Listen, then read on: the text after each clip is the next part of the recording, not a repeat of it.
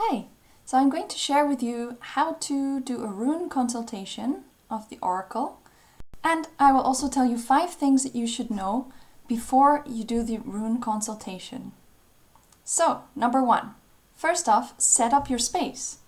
So what I like to do is I make sure I have a room to myself that I can be undisturbed for a while. I prefer to do the rune readings after sunset, when the sun's gone down, when it's dark. So you can set up a candle and you can really sort of focus on the inside. So all the chaos of the day and all the vibrations and everything have calmed down.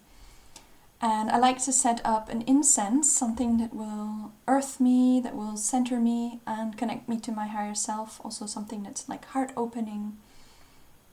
And yeah, I pick a nice comfortable spot with maybe if you have a ceremony space at home, then pick that. So the second thing you should do is make sure that you are connected to your inner self, to your higher self, to your intuition. What you can do is take a meditation pause or do some breathing exercises. Whatever it is, maybe there's some bodily exercises, yoga or something that you like to do to bring you into your center and really get you connected, because this is important for the next steps. So number 3, what I always do before consulting the runes is I ask for permission. So I like to work with my pendulum, and basically all I do is I ask, am I given permission or am I allowed to ask this question of the rune oracle? So if I get a clear yes, then I can continue on to the next step. So the next step is number 4.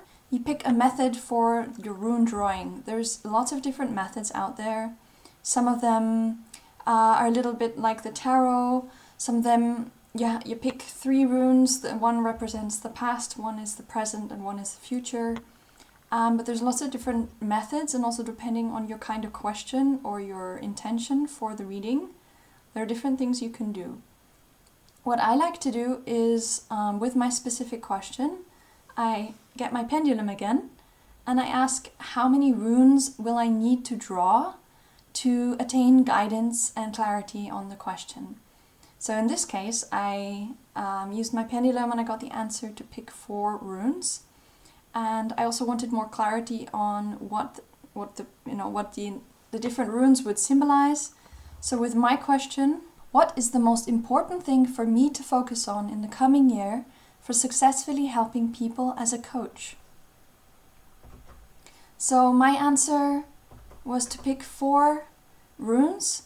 The first one was to be the thing that I should focus on in the coming year. The next 2 runes are to give me guidance, to aid me in how to get to or to fulfill part 1, the rune 1 that I pick. And the 4th rune was going to tell me what the outcome of it all is. So where following these steps will lead to. So once you've gone through the first 4 steps, it's now time to actually pick a rune. So you ask your question and keep this question strongly and clearly in mind. Try not to have your thoughts wander off to other things. So have this clear question in mind, perhaps ask it a few times, and then take your time. Depending on which method you picked, you'll have a different way. Like if you're gonna just randomly pick one out of a bag. What I did is I spread my runes out in front of me in the dark, and I closed my eyes and I let my hand slowly drift across them. For each asking, for rune number 1, which is the rune number 1. And in this phase, it's really important to be patient, to take your time, to breathe, relax, don't be too hasty. And you eventually will feel, some are faster, some are slower maybe, when you actually get drawn to a specific rune, and this is the one then to pick. So I went through my 4 runes and I will tell you what the reading was like. So for my question on what to focus on for the coming year. So the first rune I picked was Uruz. And Uruz stands for a very old, wild kind of aurochs that lived in Europe. And it was a powerful type of wild cattle. And it was a great power symbol to own these aurochs. I'm not quite sure how to pronounce that. Unfortunately, they have become extinct in Europe, so we no longer have them around. So what does Uruz stand for? Uruz stands for stubbornness, self-determination and courage. And it signifies renewal, growth, vitality and healing. A very powerful rune. And the message for me in this was it is time to focus all attention and all strength on personal development. So, how to get there? I asked for the next rune and got the rune Wunjo. Wunjo stands for happiness and harmony, and it is also the banner under which tribes gather. The message for me in Wunjo is to take my time to appreciate myself and to learn to recognize my own abilities. It also stands for eating healthily, taking care of your body, because only when body and mind are properly nurtured, you are in alignment. And it also is a symbol for staying true to yourself. When you pick the rune Wunjo, it means that your decisions are the right ones and everything will turn out well. So that's going well so far. The next rune to aid me towards Uruz, I picked Jera. Jera stands for a year, for the completion of a cycle, a season, the spiral pattern of time, and for harvest.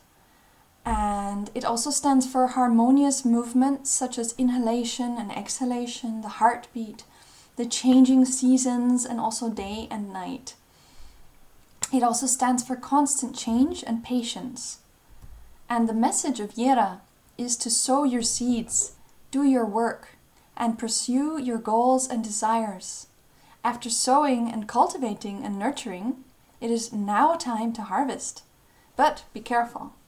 Wait to celebrate the harvest until all fruits are safely in storage. Be patient and wait for the right time is its message. Jera is also an invitation to let go of the old, to make way for the new. So these are very powerful runes. So my fourth rune that I picked to give me the answer to all of this, where is it going to lead to? I picked Fehu, which I'm really happy about, because Fehu stands for wealth, power, abundance and fertility. So what kind of better message can you get than that? So to sum it up, if I work on personal development and make sure that I eat healthily, take care of my body and my mind, stay true to myself and follow my intuition on my decisions, as well as being patient, sowing the seeds, nurturing and just waiting patiently, then I will be gifted with wealth, power, abundance and fertility. And the message of Fehu is that knowledge is power, and this wealth of power should be used to meet the needs of others. So it is an invitation to serve a higher purpose with that given to you. I think this is a great way to connect to this time of year, around the Christmas period or the Yule-tide period. And in German, there's this phase of 12 days, starting from the 24th of December, going on to the 5th or 6th of January. And they're called the Rauhnächte. And the Rauhnächte are a time of contemplation, of inner vision, of coming down and just basically rounding off the year, and at the same time focusing on the coming year. And each Rauhnacht stands for 1 month of the coming year. So the first Rauhnacht on the 24th, basically it symbolizes what's going to happen or what kind of things will be significant in the coming January. So my invitation is also for you, if you're interested, to maybe put a diary next to your bed and watch out for which dreams you get on which days. The night of the 24th to the 25th stands for the energy that will confront you in January, and so on. So the 25th to the 26th, always after sundown, will maybe give you some hints about what's coming in February. And you can do this for the entire 12 days. That is my invitation to you, and I would love for you to give me some feedback. So let me know what you think in the comments below. And if you like this video and you'd like to hear more like this, then feel free to hit the subscribe button, like this video so that I can share it with more people. then I wish you happy holidays and wonderful start to the new year.